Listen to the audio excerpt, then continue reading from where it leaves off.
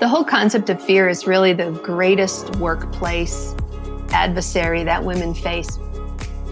As a leader, you have to find ways to keep people included in the conversation, acknowledge what they've added, and keep it in the forefront of your mind. I so wish that I could go back in time and talk to the 20-something leader, Brenda, to say, leadership is not about going to your business or going to your job to get something. Welcome to The Art of Speaking Up, a podcast that helps professional women access the limitless potential that lies within them. I'm your host, Jessica Guzik, and my mission is to help you find that spark inside you that has the power to transform your career in ways you may not have thought possible. I'm so excited that you're here. And now, on to the show.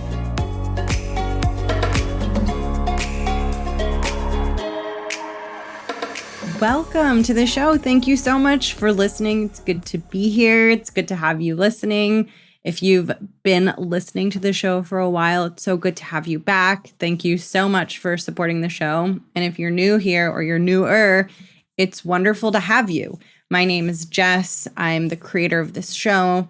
I'm a professional in the 9-to-5 space. I'm also a women's career and leadership coach. And today's podcast covers so many of the big topics that I know I've struggled with and that I think are pretty much universal, one of which is fear and the ways in which our fears, sometimes in very sneaky ways, impact our experiences at work and lead us to feel confused or frustrated or lead us to get stuck in certain patterns. And there's so much that Brenda shares in here that I think is so illuminating. And it's also such good motivation to get to know your inner world and to really start to excavate and look at what is happening with you internally, inside, in your body, in your thoughts, in your emotions, when you find yourself struggling.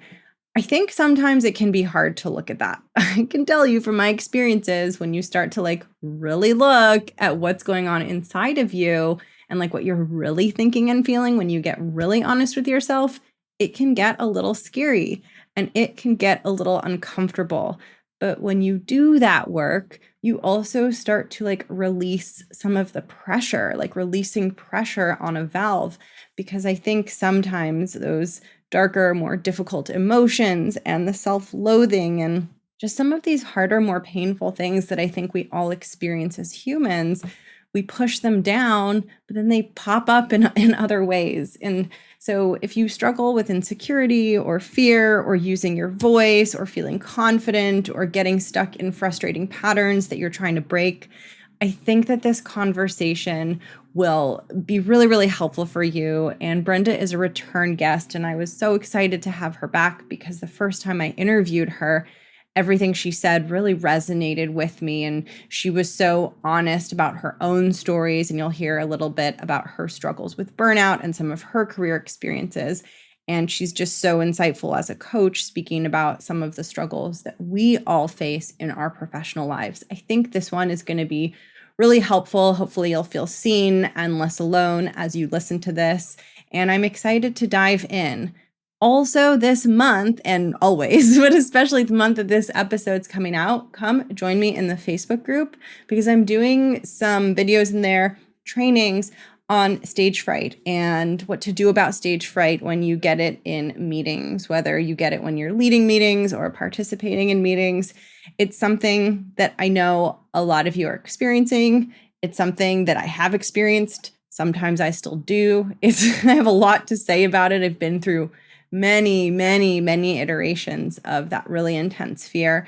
And I want to share with you what I know in case it helps you. Probably the most important thing for you to know is that you're not alone and that it just gets better and better over time if you're willing to be super, super brave. That's the main takeaway. But I'm going to go into much more detail and share a little bit about my experience and how I deal with stage fright so that if you want to dig deeper and start to really work through it, you have some tools and some guidance. So if you are interested, come join that community. I will link the Facebook group below. It's called The Art of Speaking Up. The women in it are like so awesome and cool and confident and smart. And it's just really fun for me to get to meet you in there too, because podcasting is a one-way medium. So like I just put out this MP3 file and it does in some ways just like go down a black hole because I don't meet you, I don't see you. And unlike other forms of social media like Instagram or YouTube, there's no like comments section. It is podcasting is a very individual medium. And I think that's why it's so fun and nourishing to listen to podcasts. But then sometimes when I actually like meet one of you or see you join the Facebook group or get to work with you, I'm like, oh my gosh, a real human. And it's so exciting. So all of this is to say, come join me in the Facebook group. I'm going to link it in the show notes. And this month you'll find trainings in there and tips on stage fright. And for now, I'm going to transition into the interview with Brenda, which I think you're going to love. It's so full of wisdom and insights and nuggets. So let's meet Brenda for our second time. I'll also link her first episode below. And yeah, let's dive in. I hope you enjoy. So I'm Brenda Baird, and I'm an executive leadership coach. And when I get asked that question, my quick response usually is that I help people break out of prison. And then after that shock and awe sort of falls off, then I just really, I confess that what I do is I help individuals to break down those mental prisons and barriers that we get into to help them live their best life. I've really had a diverse career, and it has evolved through a variety of settings. I was a small business owner for many, many, many years. Then I was in executive leadership, learning and development for a global pharmaceutical company. And the one thing about all of my work, though, when I think about it, is there's this common theme of just helping competent leaders and high-performing teams to just clear out those barriers and help them to get the outcomes that they're really looking for. So I've coached hundreds and hundreds of leaders, and what really jazzes me up about my work is just walking alongside people and just helping them to see that they have other choices and to bring these new creative ways to their leadership so they have greater impact in all domains of their life, whether that be work or home or self, most importantly in community. So my credentials, organizational development from DePaul University in Illinois. I'm a certified coach with the Institute of Professional Excellence in Coaching, also known as IPEC. I hold a PCC credential with the International Coaching Federation, and I'm a trained facilitator. But today, my love and my passion and my time is really focused on executive and leadership coaching. Fantastic. And we're going to go back to your 9-to-5 career. Mm-hmm. Many women who listen to this show are in some sort of corporate career, 9-to-5 career, and not quite feeling confident and maybe struggling with their self-esteem or to show up how they want to. Do you have any of those types of struggles? Or if not, what was hard for you at the beginning when you were in your 9-to-5? Yeah, so 9-to-5 actually felt more like 24/7. I mean, family matters, whether that be with my husband and children or just other, elderly parents. You just pick a topic and balancing that against the work of my career.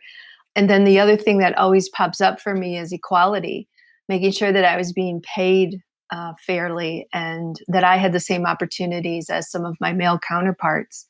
That 9-to-5 workday was actually created to sort of distinguish between work and home. Like that was supposed to be our boundary. But today, more than ever, we work so many hours and our jobs are so demanding that women are just juggling all of those things. And now in this time of pandemic, it's really hard to sustain. So those were probably my biggest challenges is working the 9-to-5. And that was true whether I was a small business owner or the corporate job, which was really supposed to be 9-to-5. It's 24/7.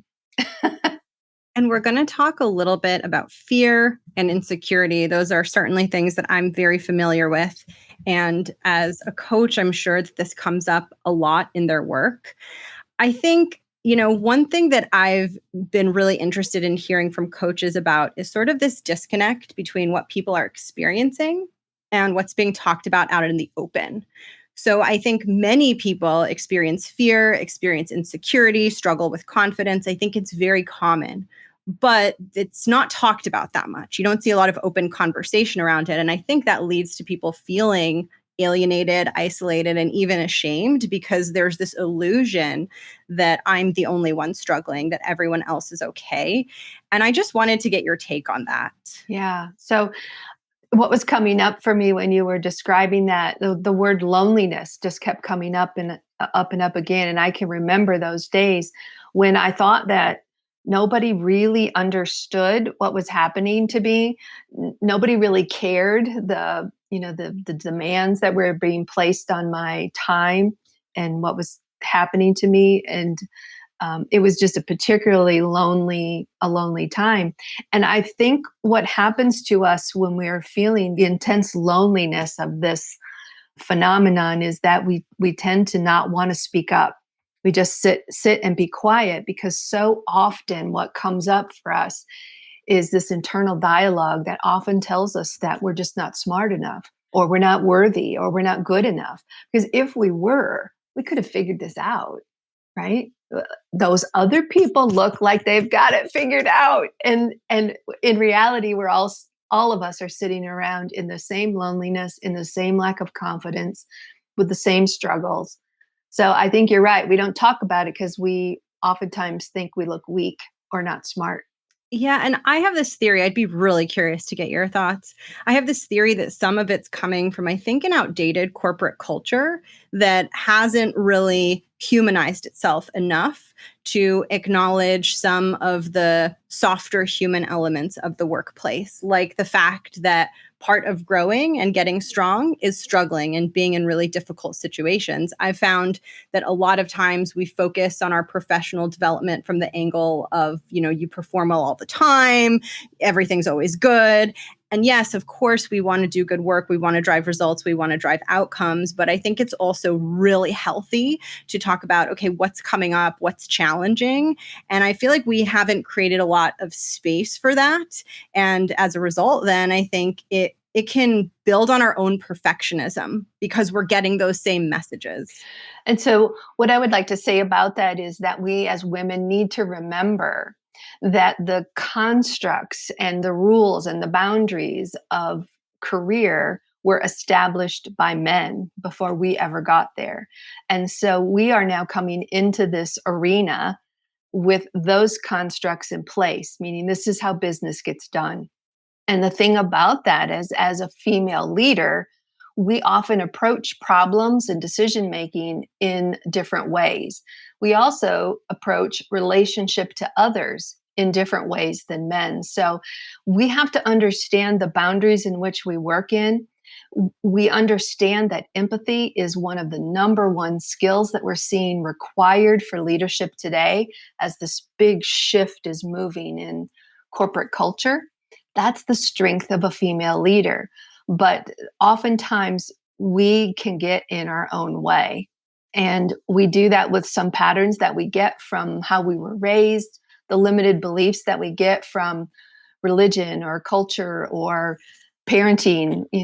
Important relationships that we've had in our life have sort of etched out what a woman should or shouldn't do when it comes to speaking her mind, being a leader, pushing back on ideas. And all of that, we have to really take a hard look at the constructs that we're working in. But remember that we bring to the table one of the strongest skills that are needed today, and that's empathy for others. Absolutely. And my hope is that over time, it'll be recognized more and more as being valuable. And some of these more stereotypically feminine qualities, Yeah. I think the feminine masculine binary has limitations and it can be helpful in certain ways. But I just think this idea of treating each other as humans and showing compassion towards each other can really transform an entire culture, an entire workplace, and can transform the experience of the individual.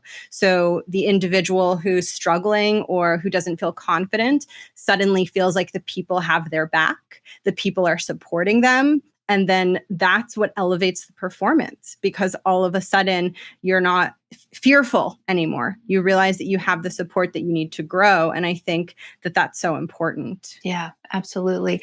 The whole concept of fear is really the greatest workplace adversary that women face when no matter what level you are in the organization and no matter what your ambitions are in your career, our biggest adversary is fear. And our own personal energy patterns give those fears energy and power. And so sometimes it's difficult for people to hear, but the reality is that in some cases, we we are really the cause of some of our biggest heartaches in the workplace and our biggest disappointments because we've allowed those fears to have power and drive our decisions and drive our life. And it not only does it drive our life at work, it drives our entire life everywhere. Every domain of life is driven by these thought patterns that we have, these inner beliefs that we have about, am I worthy enough to share what I think? Is it okay for me to share what I think? And if you have a room full of 10 people and 1/3 of them are women, you got 1/3 of the people in the room thinking, oh my gosh, do I belong here? Mm-hmm. And the answer is yes, you belong here. And yes, we do need to hear what you have to say. And the only way to get to that is to clear out some of that inner dialogue. Yeah, it's really tricky. I mean, it's tricky for so many reasons. One is that beyond gender, then when you bring things like race and cultural background into the equation, then that balance gets even more imbalanced. And the second is that these beliefs that we have about ourselves, these fears, these thoughts, they're housed within our minds and they're coming from us. But so many of them come from cultural conditioning and come from the way been raised and what our culture tells us is true and isn't true, whether that's explicit or whether that's implicit. And then it's up to us to work through those. And that was actually one of the reasons that I started this show and that I had so much fire around this topic, because I was seeing a lot of women's empowerment that did feel a little bit like shaming and blaming. Mm-hmm. And it was like, you need to fix this about yourself and fix this about yourself and fix this about yourself. And while it's true that we are empowered to make choices that can help us feel better, I think it's also just important for us to remember that a lot of the conditioning we have, the way that we think of ourselves, the way we treat ourselves, come from culture, come from outside of us, and then we absorb those things. And so I think I really like to come at it from a positive perspective, a perspective of empowerment that says, like, yes, you have these struggles within you, but at the same time, you have other pieces within you that are really strong and powerful. And it's really about bringing those out and allowing those to eclipse some of the other stuff. Yeah, absolutely. You just nailed it, Jess. Our fears are constructed and we hold on to them. And the thing that I tell my clients, Jess, is if you're driving down the road and you run across a skunk and it smells horrible, and perhaps you even hit the skunk and it's on your vehicle, you're going to have skunk smell for a really long time. You wouldn't put that smell in a jar and carry it around with you forever so that you are reminded never to hit a skunk again. No, you experience it, it's discomforting, you don't like it, you let it come in, you notice it, you learn from it, and you let it go. And you don't carry a skunk smell around. But that's what we do with our fears. We have an experience, it's uncomfortable, we never want to have it again. The personal mind tells us, I'm here to protect you. So don't worry. I will never let you forget that happened to you, and it will never let it happen again. And it turns into a fear, and we hold it and we carry it, for all of our lives.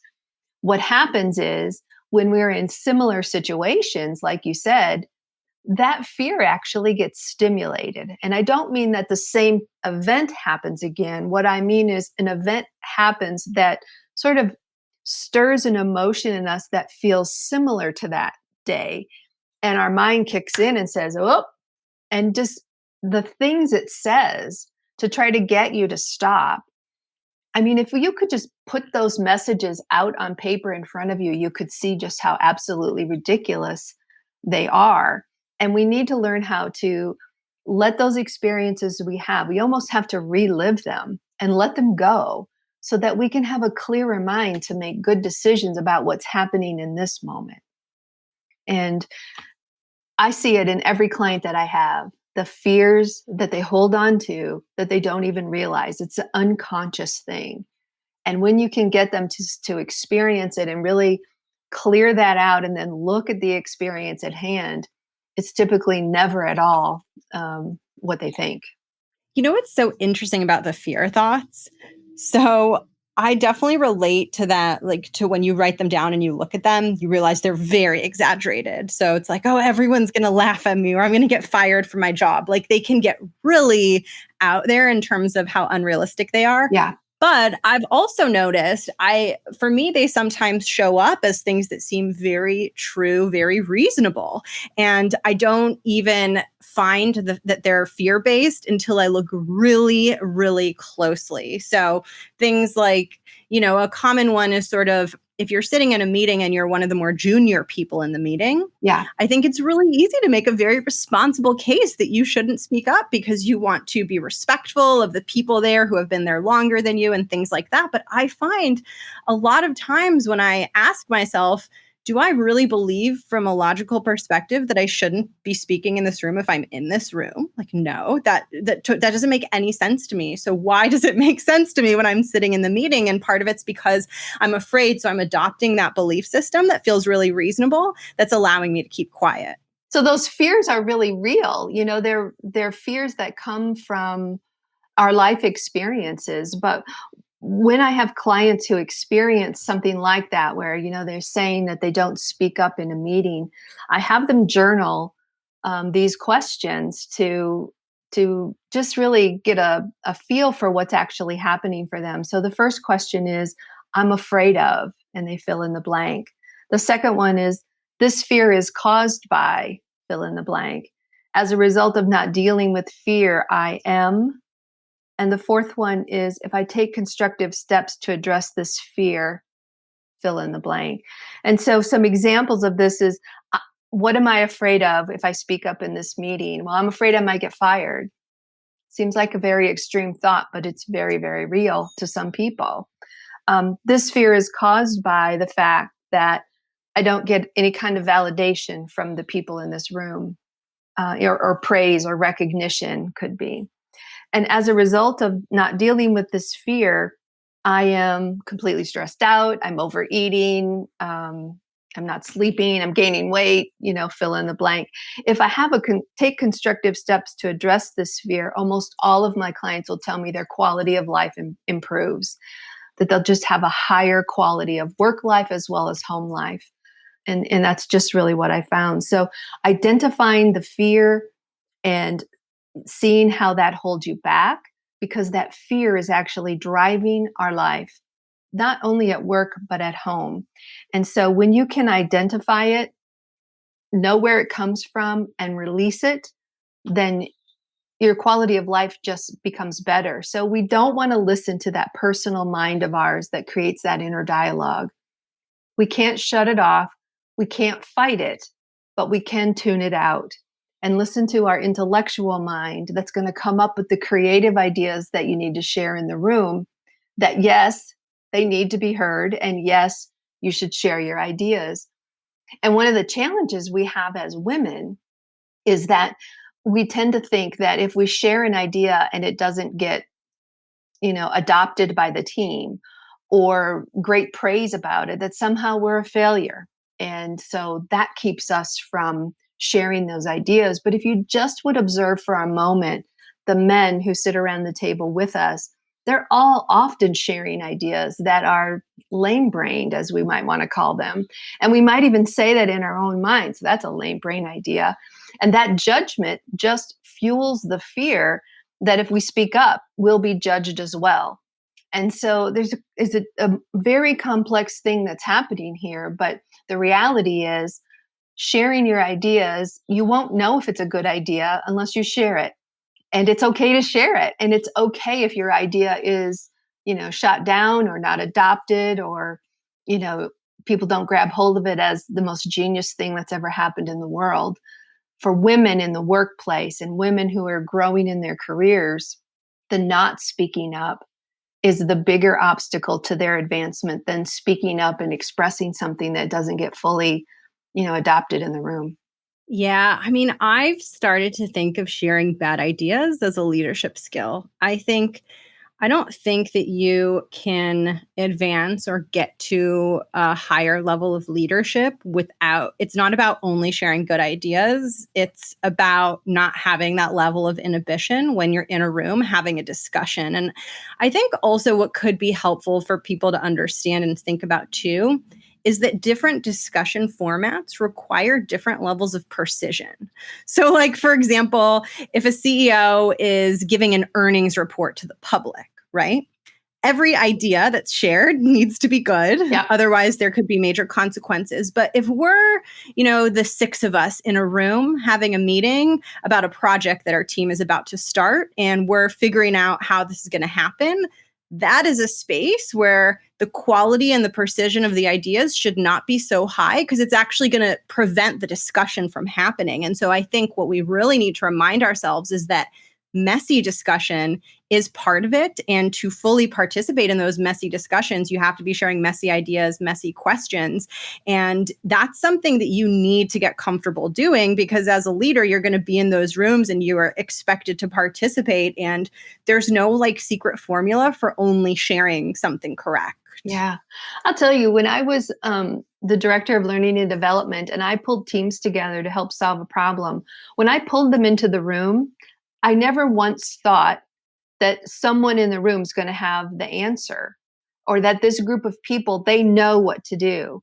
I pulled them in the room to sort of digest what the problem was, and let's look at what's the most we can do, what's the least we can do, and all of these ideas just had to come out.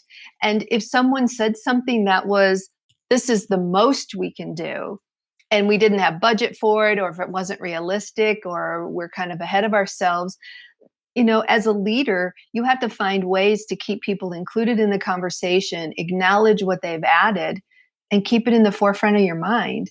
And so I think it's important for the others in the room to understand that if I call a meeting to talk about a problem, I don't have the answer. I don't think you have the answers, but collectively we can come up with some good solutions. And it is a brainstorming time. If it wasn't, we could just, if we knew everything, we could just call on that person and just just go with that. I mean, it's just not how brainstorming works. It's not how making decisions work. And the person who speaks up with an idea and takes the risk in sharing the idea, oftentimes is the one that gets promoted. And for women, sometimes we see that in others and we think, God, but they never come up with an idea that's any good, right? And so we do get caught up in this perfectionism trap that we have.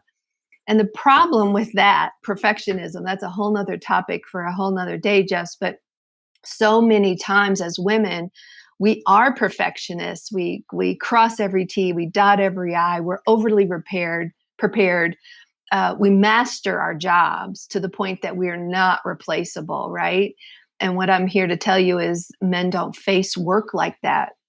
They don't worry about that, especially if the ambition and desire is to be in a top leadership role. What they understand and know is that perfectionism isn't going to work up here. It's just not. So being so, hands on the work and so convinced that it has to be perfect, it's going to flame you out as you rise in your career. Does that mean that we don't do good work or that we don't meet our deadlines? That doesn't mean that at all. But the ruminating on perfection is the piece that we have to learn to let go of. Yes, I agree. And it's really also unfortunate that a lot of environments don't treat everyone equally and demand perfection, whether it's on the dimension of gender or on the dimension of race. The stakes aren't even. And that's a really unfortunate reality that I think many people have faced and have experienced in their careers. But I think, at least in my perspective, and everyone I'm sure has their own unique perspective on this, but my perspective is that your greatest performance, like your actual true genius, is a layer deep beyond the perfectionism. So you have this perfectionistic ideal that you're trying to achieve, and it creates tension and it creates fear and it destroys creativity. and you are trying to do your best work. But ironically, in that state, you can't really tap into your flow and the part of you that's a little more effortless that kind of just comes out. And I think that requires you to just let go a little bit and have a little bit of trust that you have an innate ability within you that's going to come to the surface. And I think that can be very challenging to build and cultivate. I can speak to my experience because it takes time to have the faith in your career that you are going to figure it out, that you do have something that you can tap into every time, because you can't always articulate what that is, and you can't articulate where the ideas and solutions come from. So there's a level of trust there that just like, if I just let go and have faith that I can do this, I'm going to figure it out. I'm going to be taking a shower and the solution is just going to come to me, and I'm going to understand exactly how we need to move forward. And I think that's challenging for those of us that are type A, that like to be in control, that want to have the entire process mapped out. Yeah, for sure.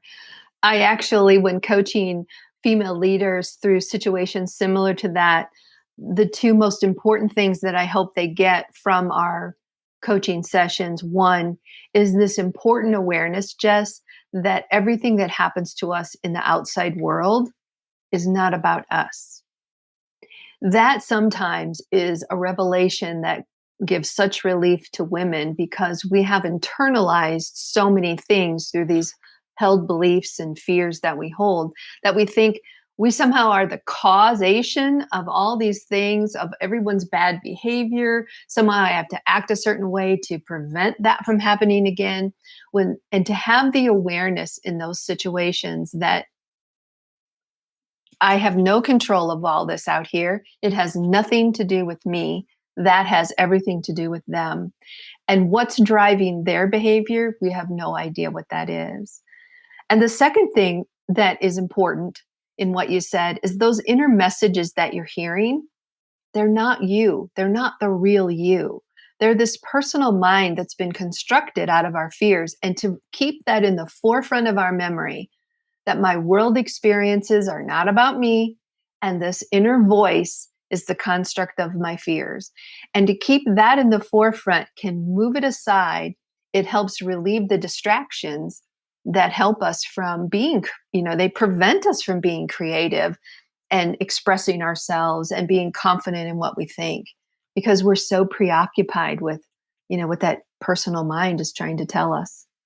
I agree. And I don't know what your experience has been. I'd be really curious. But for me, it's a constant coming back to that. Constant. I keep forgetting, oh, that's the inner critic. Oh, that's perfectionism. I mean, I think about this stuff all the time. I talk about this stuff on the podcast, and still my default state is forgetfulness. And I have to bring myself back with compassion and with gentleness and without beating myself up for forgetting or getting caught up in it. But I think that is really one of the most challenging things about being human, is like living with this brain and learning to become friends with it, because I think it's so powerful. It's also can be really destructive, and it's really up to us to take responsibility for all of that. Yeah. And I think sometimes I can feel resistant to that, because I can feel like, well, I shouldn't have to take responsibility for it, but it's empowering, but it's also hard. And I feel like it's a day-to-day, moment-to-moment practice. And for me, when there's gentleness underlying it, it helps a lot,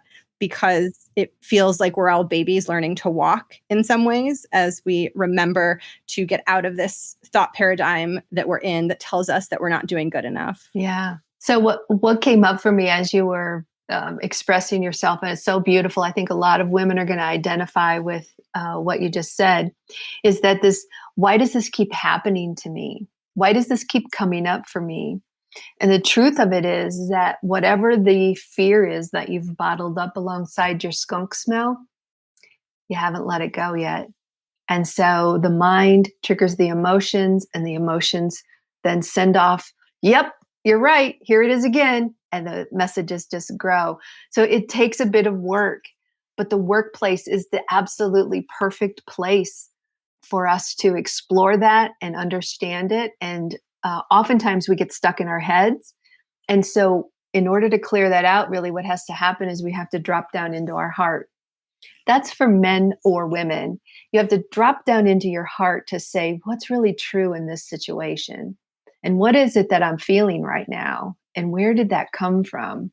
And then realize that something that may have happened 10 years ago or even 15 minutes ago, you're now allowing it to get in the way of this moment that's in front of you. And that's really all we have in life, is the moment that's in front of us.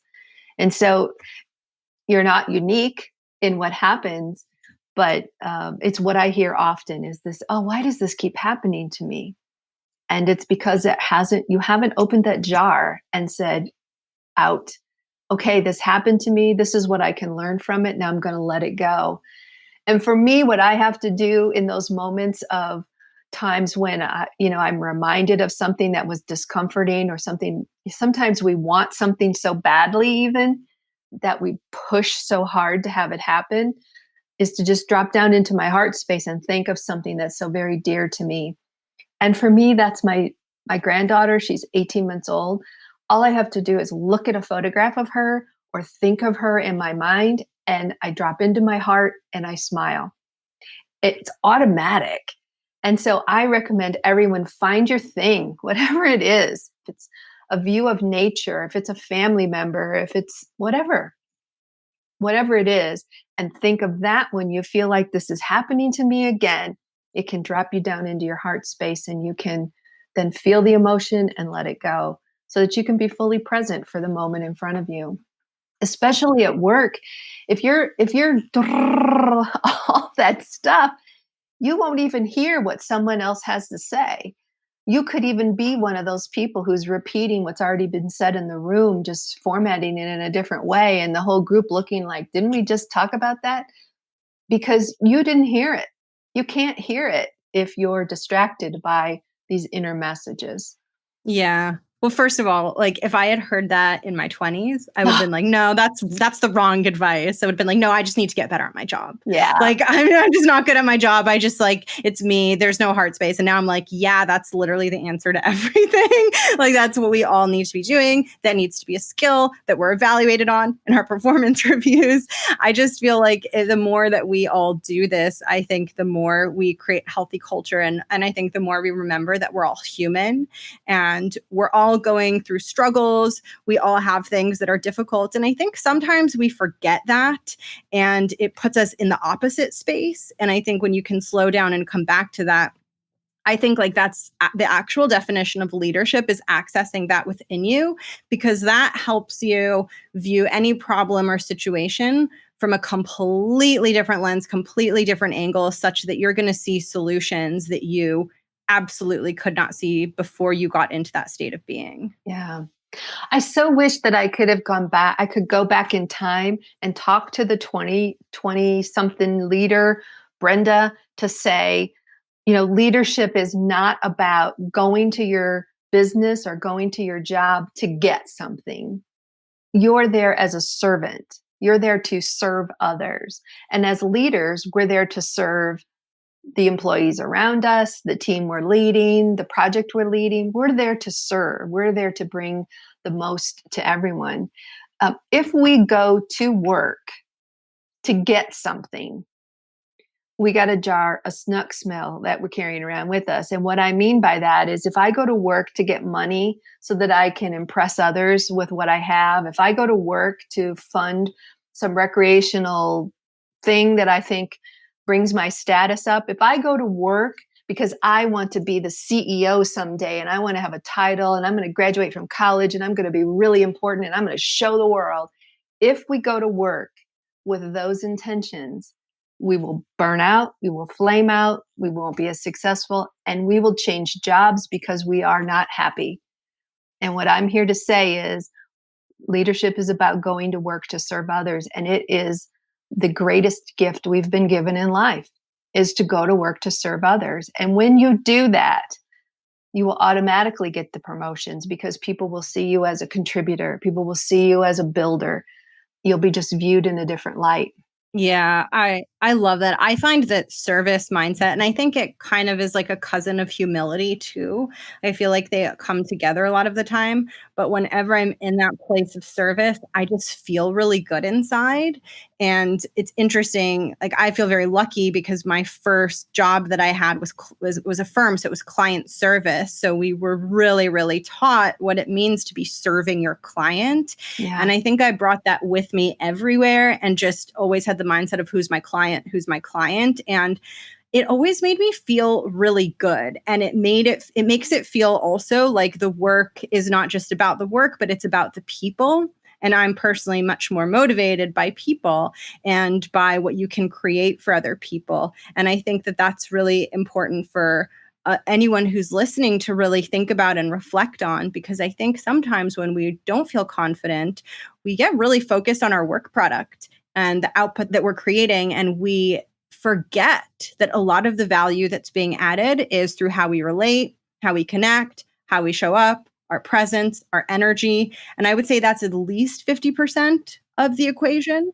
Yeah, but we I think can tend to not focus on it or forget about it, or even worse, think, well, I'm not charming, I'm not charismatic, I'm not outgoing, so I'm going to rest 100% on doing really, really good work. And it's so important to get out of that mindset. And I'd love to hear your thoughts on this. I think we need to embrace our quirkiness, our awkwardness, our fears, anything that keeps us from embodying that leadership energy and using who we are to inspire beyond the actual work that we're doing. Yeah, absolutely. I am a recovering workaholic, and I have suffered two major burnouts within both my careers. My career as a small business owner, which then prompted me to sell the business, and then burnout in my corporate career, which basically was I just didn't learn the lessons of the first one. I guess I'm a slow learner, Jess, and the universe knocked me a couple of times. And in both of those occasions, what I was doing with my work product was establishing my identity. And my identity, who I was as a person, how I would be viewed from the outside world, was going to be reflected through my work product.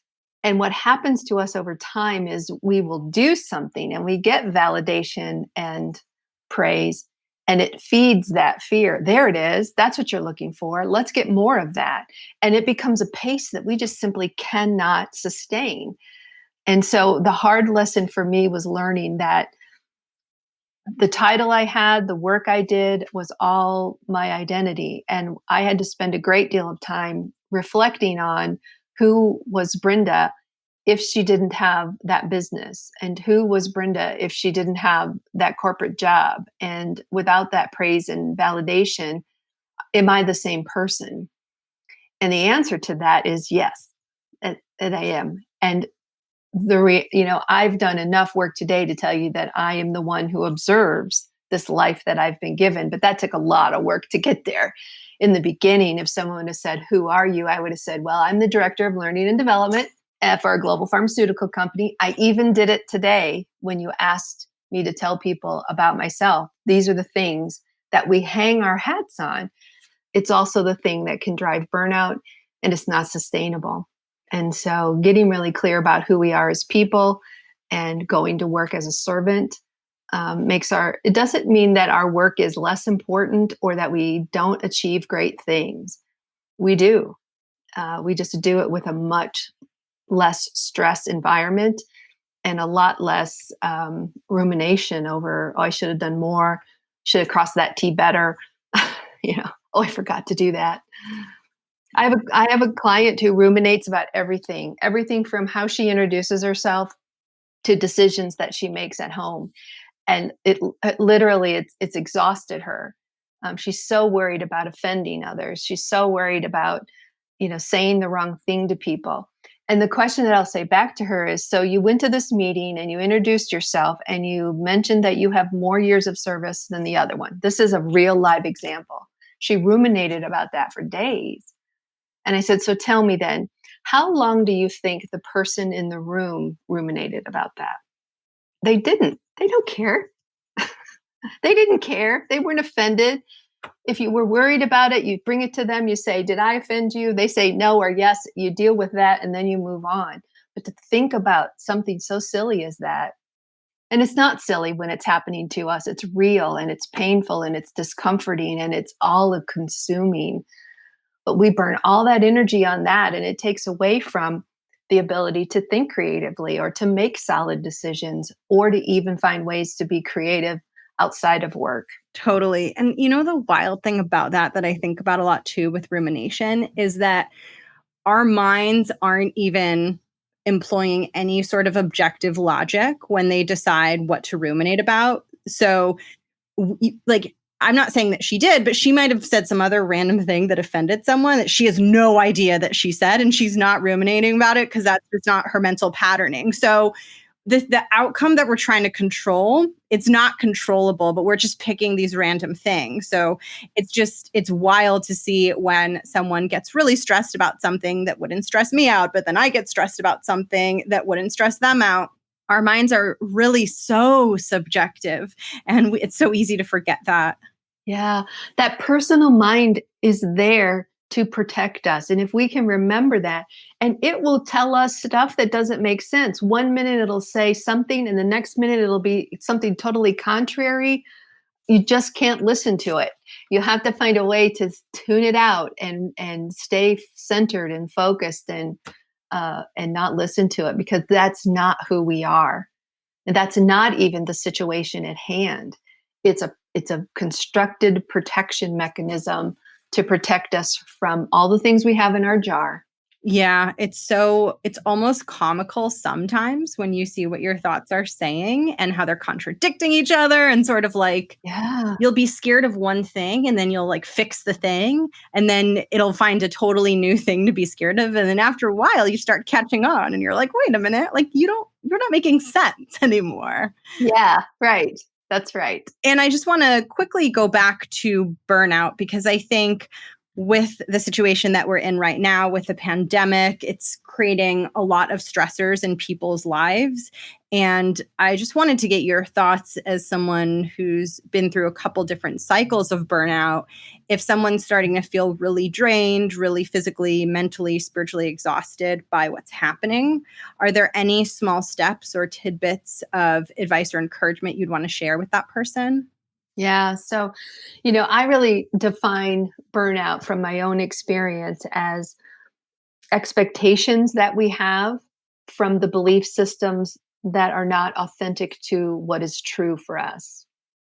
And it's under the spell of that we get into this unhealthy pace, into all that we just talked about. And so the small steps that you can take first is to recognize that you're facing it. And, I can give you 10 things to do: meditate, yoga, affirmations, prayer, whatever your beliefs are. You get what I'm trying to say. All of those things are really awesome. All of those things are things that we should do. But until we resolve the inner dialogue and reconfigure that inner narrative, the results are only going to be temporary. And I know that firsthand, having gone through it twice. And if it keeps coming up, it means it hasn't been resolved. Once it is resolved, you will feel the release in your body, and the momentum and the intensity of the fear and the inner voice will begin to subside.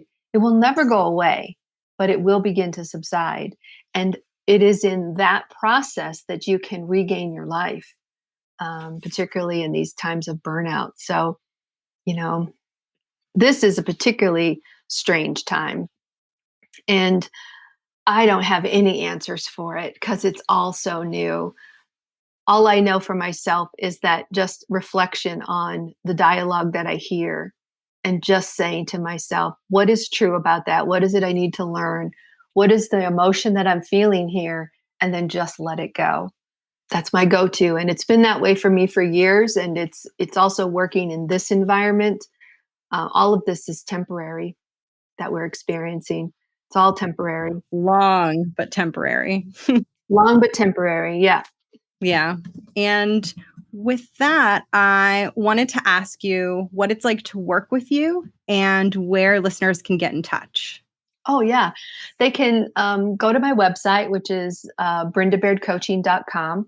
You can get all information there. You can get access to my calendar as well as ways to connect with me via the phone or email. My email is Brenda Baird Coaching. And I would love to hear from anybody who would like some coaching, whether they're a new leader or a seasoned leader, executive leader. And particularly if they're female, I'm in on that. Fantastic. And I'll link your information below. And with that, I'm going to go into the closing questions. Today we have 4. So some days there are 2, some days there are 3. Today we've got 4. Okay. The first one is really your advice for helping someone take proactive action to move their career forward. And I wanted to get your thoughts on actions people can take on a year time frame, a month time frame, and a week time frame. And so we'll start big, and we'll start with thinking about a year ahead and the year ahead.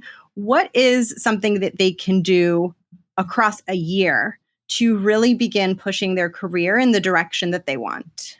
I think this is a fantastic question.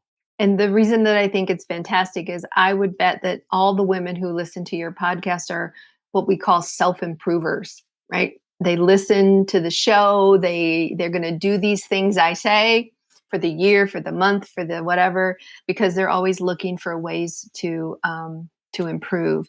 And so if I could persuade them to do something over the next year, it is to find a way to be less critical of themselves, however that is. Those limiting behaviors that we have as women, they're all rooted in our strengths. And so it is those strengths that are going to help you to move forward. So just being a little bit easier on yourself than during all the things you're going to do to improve yourself, whether that's work related or spiritually or this mindset thing we've been talking about. All of it's going to require you to be less critical of yourself. And what can someone do on a 1-month time frame? Yeah. So what do I want to have happen between now and 1 month from now?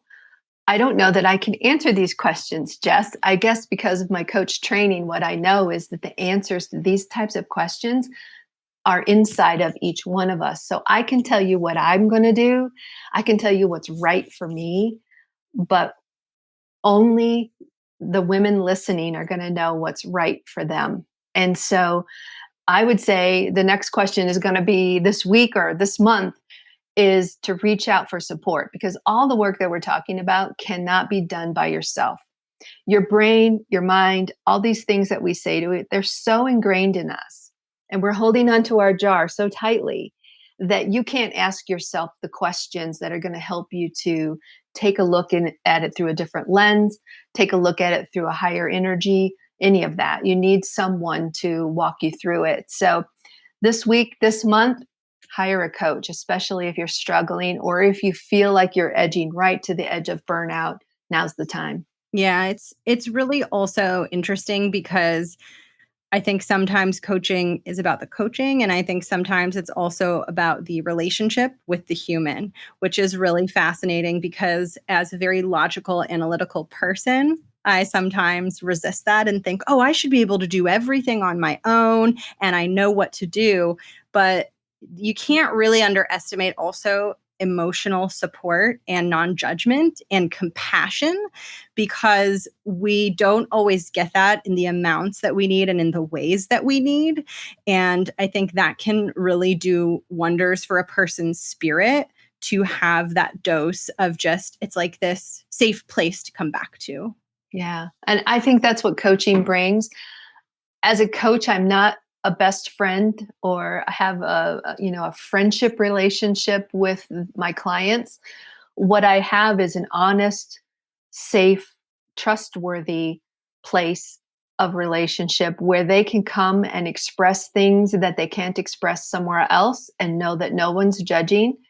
They know that during times of confusion that I'm going to challenge their thinking in a respectful way so that they can gain perspective on what it is that they're doing and why they're doing it, why they want that, why they don't want that. And so coaching can really be a place to explore that. And so that would be what I would say to them is, my love note to them would be to, you have the answers within yourself for what's right for you. And what gets in the way of you expressing them and believing them and acting on them are these inner dialogues that are connected to your jar of skunk smell. And we just got to open that up and let it out. This is making me think of times when I was little and you'd smell the skunk smell in the car. Yes. It's bad. It was discomforting. You're like, when is this going to end? I don't want, yuck, this is awful. But also when you're a little kid, it's also like weirdly exciting because it's hilarious and you get to like freak out and be like skunk. So, Yeah. And if you couldn't see the skunk, that was even the most weird experience of all, where you would like smell it and then you couldn't see it. Like, where was it? Yeah, it's everywhere. It's omnipresent. That's right. And next of the closing questions is about a theme that I've been exploring, which is this idea that we might have a really lofty goal, like confidence or a really big career goal. But sometimes those goals get created in tiny moments, tiny instances where we make a new choice or show up a little bit differently. And I've really been loving asking everyone to share a tiny moment in their 9-to-5 career that really represented a shift. Even though it was a small moment, it was an important moment in their evolution. Yeah. So I've had two really big careers, my small business ownership and then my second one in corporate. So I would like to jump to my corporate career, which is where I really feel like I learned the most about myself. And my most poignant moment was the realization that I held. It was around this expectation that other people would spontaneously notice and reward my contributions. And when that didn't happen, I was usually devastated, angry, unmotivated to some degree. And what I realized is that it was this whole thing that would happen to me around that was rooted in this belief that self promotion, particularly as a woman, was somehow being arrogant. And I always acknowledged contributions in other people. And I just thought that they would do the same for me without me sort of ringing my own bell, right? So I had to take responsibility in my corporate job, particularly for getting noticed. And what that means is I had to tell my bosses what I was doing and the rewards that I was getting from that. I'm doing this with my team, and these are the results that I'm seeing. I had to say out loud what my accomplishments were. And most importantly, I had to say out loud to them what was motivating me. Where did I want to see my career go? Some people are really scared to do that, particularly women, and we have to. If we want to have a career path, the path that we choose, we have to tell somebody. So I think that was my real moment of, oh my gosh, I do that, and I need to stop doing that. Yeah. Was thinking that it was just going to simultaneously happen to me without any acknowledgement and expression of my own. I really love that. And it's so interesting too, because I think there's so much merit in doing a scary thing. And, no matter how much thought work you do, there are always these moments where you're in the moment and you have to choose the new behavior. And it always feels really hard. And I think it's so important for us to acknowledge that as a challenge and then like really deeply celebrate it when we do that, no matter what the outcome is. Because the thing to celebrate is being so brave in a situation where in the past, you would have kept quiet or you would have not spoken up for yourself or talked about your accomplishments. We really have to learn how to have that sense of celebration of the act itself, then without needing to get the reward because we did it. Because sometimes we'll get the promotion and sometimes we won't. But we need to always be really proud of ourselves for taking that step. Yeah. I can remember one example early in my career when some of the feedback that I got from my boss was she felt as though I wasn't establishing strong relationships. So L&D in my early career, the location I was at was a part of the larger HR department, which as it is for a lot of folks. And the feedback she had is, I don't think that you're actually reaching out and reaching out to others in other departments and establishing those relationships until they come to you and need you to do something. And I remember getting that feedback, and it knocked me between the eyes because I thought I was really great at establishing relationships. And I knew that I had regularly met with the leaders of every department and the directors of every function on a regular, it was on my calendar, and I did it. And now you're telling me I didn't do it. And it created this defensiveness in me about, oh, you obviously don't know what's going on because I do it. And then this moment helped me to reflect back on that to say, well, how would she know what I do?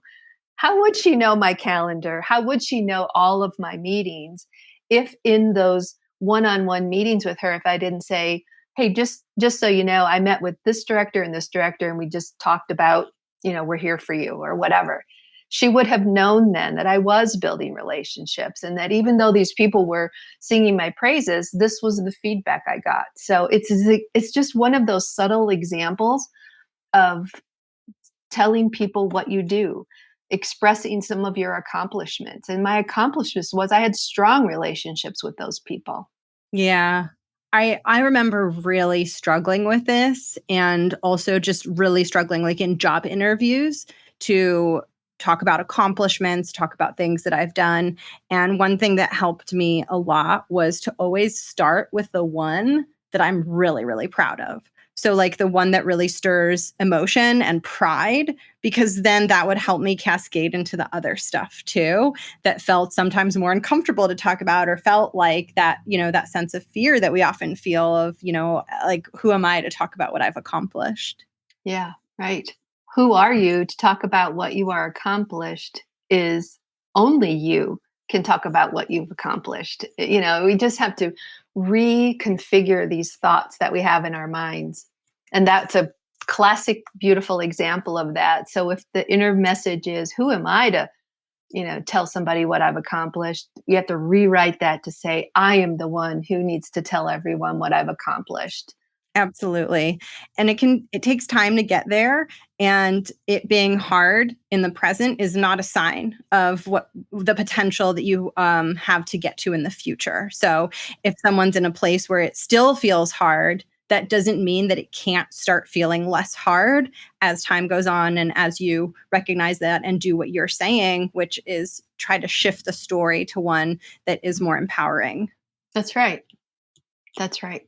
And for one of my favorite questions, this is about the title of the show. Since you are a repeat guest, you're going to get a slightly different version. Okay. So this is about the title of the show, The Art of Speaking Up. And I usually ask, okay, what does the art of speaking up mean to you? But slightly different angle is just your thoughts for someone who is struggling to speak up or not speaking up freely. What message do you want that person to know? Yeah. So, one of the great strengths about being a female in the workplace is that we have this innate ability to radar the room. We notice all kinds of things, and we notice them all at one time. And so we walk into a meeting room and we just put the radar out, and we're looking at who's sitting where, who's saying what's the look on their face. And in that, we're picking up cues for how people are feeling or reacting to what's going on. And this gets in the way of our focus of creativity, our focus of problem solving, critical thinking. It gets in our way. So I want to go back to some of the comments we made earlier about how the constructs and the rules of the workplace are based on these men who created these spaces long before we ever got there. We're still operating, even though the times are changing, even though workplaces are changing. And as more women walk into the workplace and get to the table to make decisions, it will change even more. The thing we have to remember as women is we need to sort of shut down that radar and be more focused at the task at hand. And when we do that, we will be more likely to speak up, because we're less worried about the vibe we're getting from something, or these things we've radared out in the room, that we can just look at the problem at hand and get right down to the bottom line of it. So when it comes to speaking up, that's what we need to do. And we need to find a way to let go of our tendency for perfectionism, meaning whatever the bottom line is in your mind, you just need to say it, because it could be the greatest idea ever. It could also be an idea that nobody's going to want to adopt, but you just have to overcome that tendency to not speak up, because perhaps maybe my thought isn't completely thought out. Maybe I don't have all the information I need.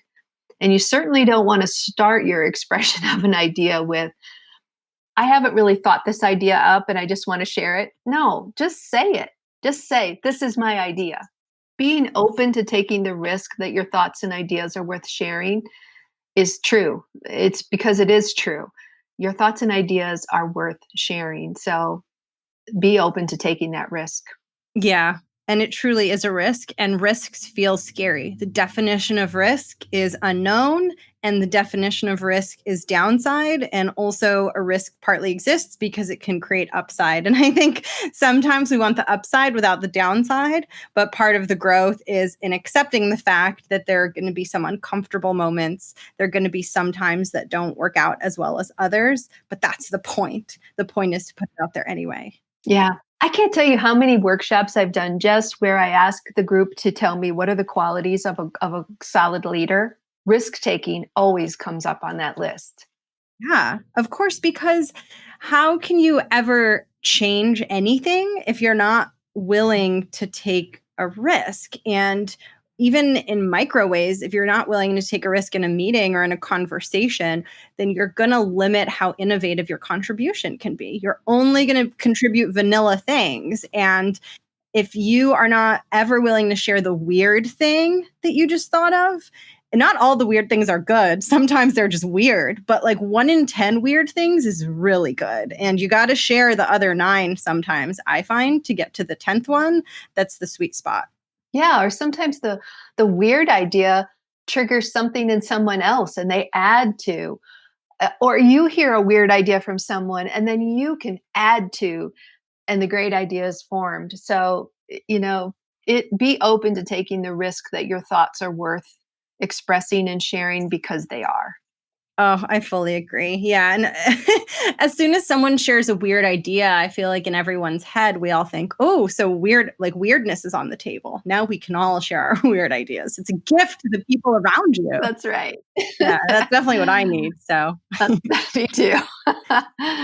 And for the final question, which is my favorite question, this question is really related back to why I started the show, which is that I had a period in my career where I was really struggling with self-confidence. I didn't have any mentors. I didn't have any support. And I wanted this show to speak to any women listening who are either struggling to believe in themselves or who are wanting to feel stronger and more empowered in their careers. And so I just leave the space to you completely to share whatever's on your mind that you would want someone to know. Yeah.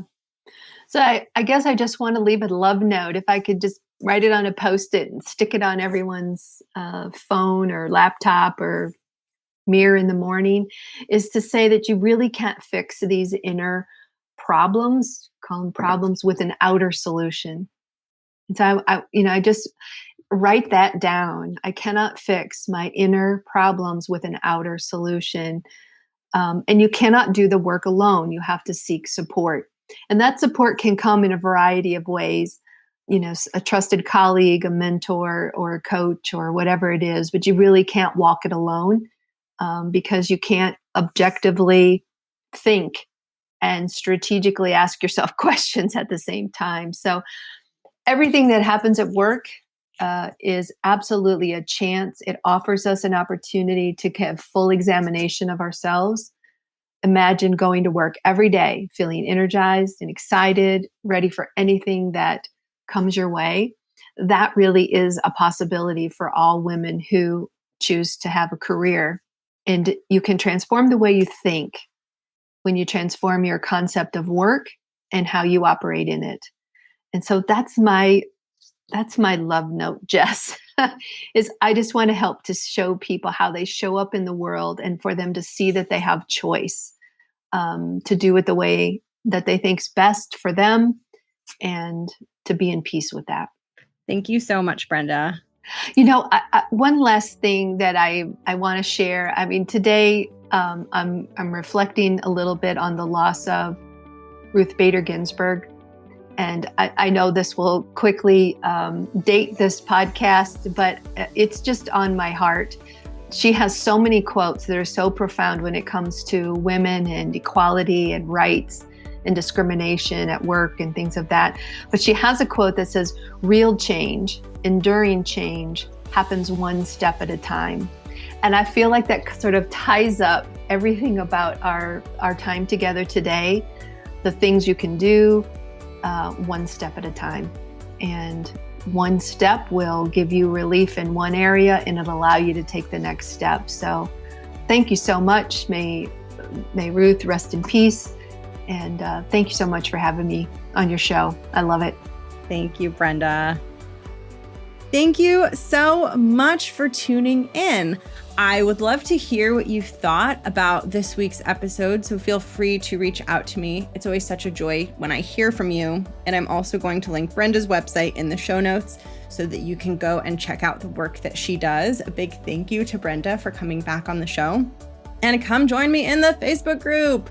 So this month, I will be sharing tips and help for dealing with stage fright, which I have a lot of experience in, both at work and actually getting on stage and performing improv in front of people and singing in front of people, which is terrifying. And when you do terrifying things, you learn a lot and you get really strong. And I would love to share with you what I've learned so you can shortcut some of the pitfalls that I know I fell into when I was in my deepest struggle with stage fright and when it was like really, really intense and really, really hard for me to manage. So come join the Facebook group. You'll get to watch those videos and these trainings that I'm doing, and you can say hi and meet other people that listen to the show, because the women who listen to the show are amazing. You are amazing. You're all amazing. And when I say that, I really do mean it. I appreciate you so much. And the feeling of community that this show has created has been amazing. And it's literally can't have community without you. So thank you for being a part of this. I appreciate it so, so much. If you're interested in getting help with me one-on-one, you can learn about that on my website, which I'll link below. It's jessguzikcoaching.com. I basically coach on all of the topics that I am obsessed with and that I talk about on the show, which is building confidence and finding your voice and really learning what it looks like and feels like for you to feel powerful in your job, which I know can sometimes feel really, really far away, especially if maybe you're thinking, well, you don't feel powerful at all. I know that line of thinking, and you can build power and confidence no matter where your starting point is. It doesn't require you to already be polished and have everything figured out. And in fact, it is the fact that you don't have everything figured out and that you're brave enough and willing to work on it and look at it and be courageous that is going to make you confident and give you the true deep skills of what it means to lead, which I know is a little bit counterintuitive to how we think about things, but that is the truth. And hopefully that's a relief, because it means that if you are struggling, that is fine. That is not a problem. Of course, it's something that you want to get through and work through, and I totally understand that, but it's not a barrier. It doesn't have to keep you from where you want to be. I look at it as a portal, a doorway. It's a door, and you just got to figure out how to unlock the door.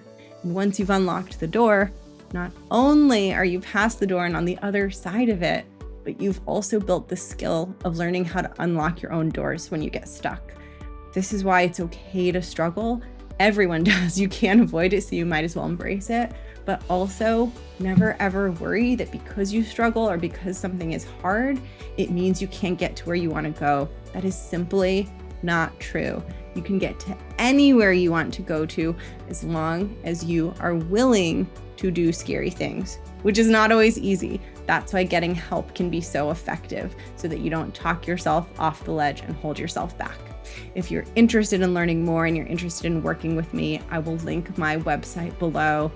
And I want to thank you for being here, and thank you for listening and for supporting the show. It is a gift for me to get to do this show, to get to talk with you, to get to serve you. So thank you, and I will catch you next week. Mwah. Bye.